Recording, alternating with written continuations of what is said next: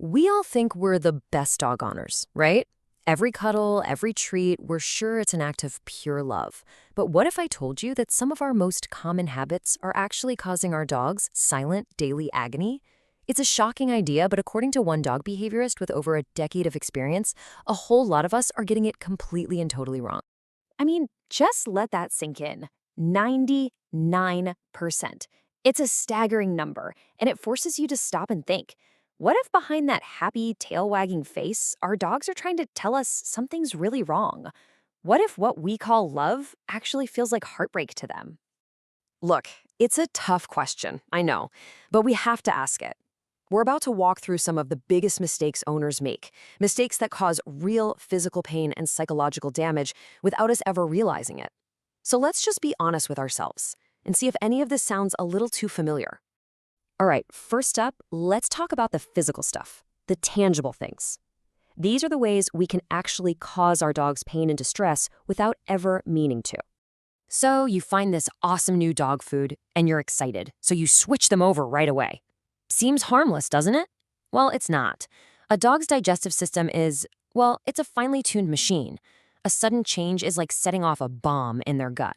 We're talking painful cramps, vomiting, just total misery. And the worst part? When we get mad about the mess on the carpet, we're blaming them for a problem that we created. But here's the good news, the fix is incredibly simple. It's all about the 10% rule. You just slowly, gradually introduce the new food over about 10 days.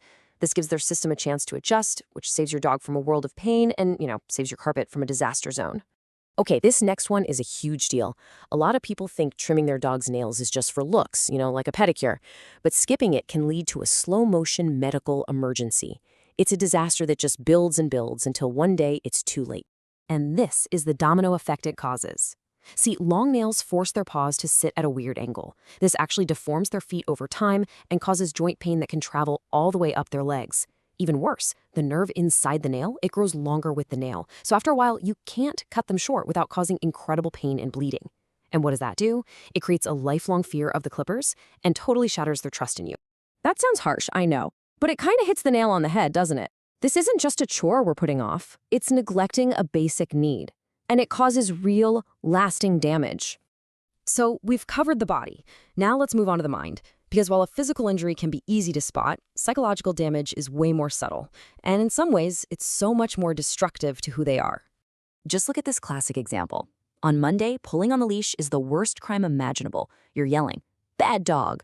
But on Tuesday, they spot their best buddy across the park, and suddenly it's, "Oh, go on, go say hi," and you let them drag you over. This isn't training, this is psychological whiplash. Your dog is desperately trying to figure out the rules of your world, but you keep changing them. They live in a constant state of confusion, feeling like they can never, ever. This analogy is just perfect. If you had a job like that, you'd be a nervous wreck, right? Always on edge, never sure if you're about to get a raise or get fired. Well, that's the mental chaos you're putting your dog in. And the thing is, they can't just quit and find a new boss. They're stuck. And all that stress and confusion can lead to this really heartbreaking psychological condition. It's called learned helplessness. It's what happens when we move too fast with training. We set them up to fail again and again and again until they just give up. They literally learn that there's no point in even trying anymore. It's so true, right? We teach them to sit in our quiet living room, and then we get mad when they can't do it perfectly at a loud, chaotic family barbecue. Their brain is on overload. They're not being stubborn, they're completely overwhelmed.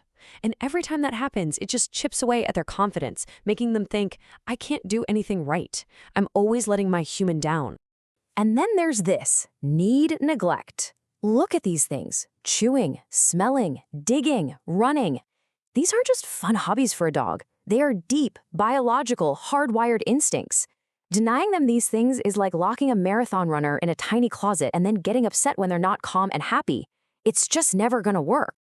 So the next time your dog chews up your favorite shoes or digs a hole in the yard, try to remember this. They aren't trying to be bad. They're not being malicious. They are screaming out for help. They're going stir-crazy with boredom and frustration, and that bad behavior is their only way of begging you for the stimulation they desperately, desperately need. Okay, this last section, this one might be the most important, and maybe the hardest to hear. because this gets to the very heart of your relationship. These are the things we do that don't just cause pain or confusion, they actively shatter the bond of trust and love you're supposed to share. So many people fall into the punishment trap, but yelling at a dog or hitting them or using intimidation, that doesn't create an obedient dog. It creates a broken, terrified animal who only listens because they're afraid of you. You're teaching them that you, their safe person, their protector, are actually dangerous. Just let that one sink in for a second. When your dog messes up, when they're scared, do they run to you for comfort, or do they cower because they know you're about to become this scary thing in the room?